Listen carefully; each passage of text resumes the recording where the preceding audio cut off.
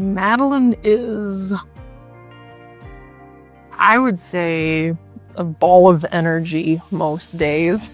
Some of her favorite activities, playing at school with her friends, riding the combine in the fall with her grandmother, riding the tractor or the truck with Daddy, watching Garfield. She's very outgoing. She makes friends really fast, and she loves being around people and going to school and being with all her friends and making new ones. Prior to her diagnosis, she was a perfectly normal, healthy, happy little girl.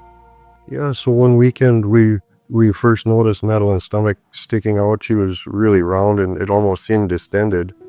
So we called her pediatrician and took her in to get seen in Minot. Then they looked at her stomach and said, "Oh my," and they ordered an emergency CT scan that afternoon. And then they referred us to Sanford Children's in Fargo. We think she has a tumor and we'll refer you down there. So we went down to Fargo and they did scans and they diagnosed her with Wilms Tumor, which is a children's kidney cancer. And the tumor was too large to operate on before chemo, so they did 6 weeks of chemo, the first one in the hospital, and then we were discharged and they did the other 5 weeks here in Bismarck. And then we went back to Fargo. They did the surgery. The cancer had spread from her, it went through her bloodstream, so it was in her lungs as well, and a few lymph nodes. So then we went back down to Fargo and they did the surgery. They removed the right kidney, several of the lymph nodes.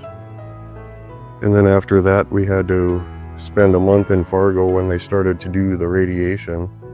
She had 14 days of radiation, and then they were doing chemo at the same time. And there was 26 weeks total of chemotherapy after the surgery that she had. And we've done almost all of those other chemotherapy treatments in Bismarck. And we just completed the 26 weeks of post-surgery chemo in the end of November. Seeing that X-ray just made my heart sink because it looked like a football-sized mass in her abdomen. Well, the whole thing pretty much hit us with a brick wall. I mean, your daughter's healthy one moment and then the next she's got cancer. And no parent in the world wants to hear that. That was a pretty tough drive home after that. One moment that really stuck out for me was on the first day that she received chemotherapy. They had went down to the cafeteria, and when I was coming back on her room, they had the biohazard signs, and it's just, you don't ever think you're gonna see that with your child.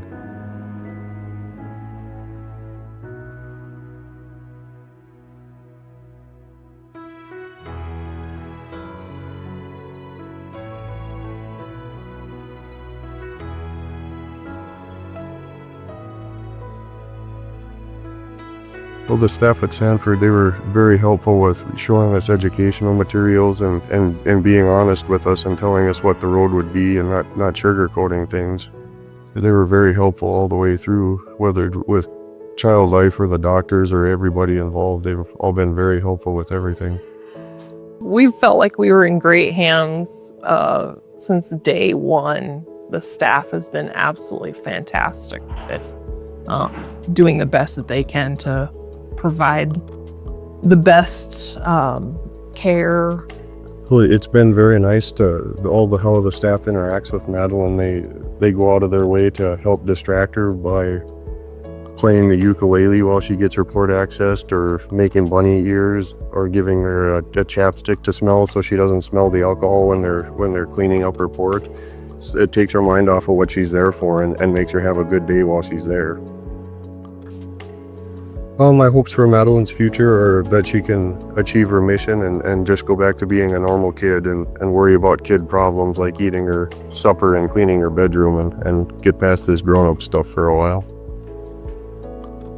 I would just encourage people to consider giving to Sanford Children's because you're making a difference in the lives of children, and they'll help to make our future bright.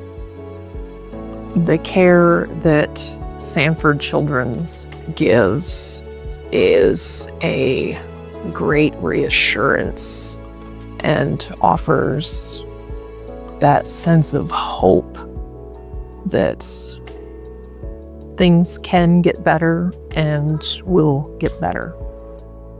Thank you to all who have donated to Sanford Children's. Thank you so much for helping out kids like Madelyn.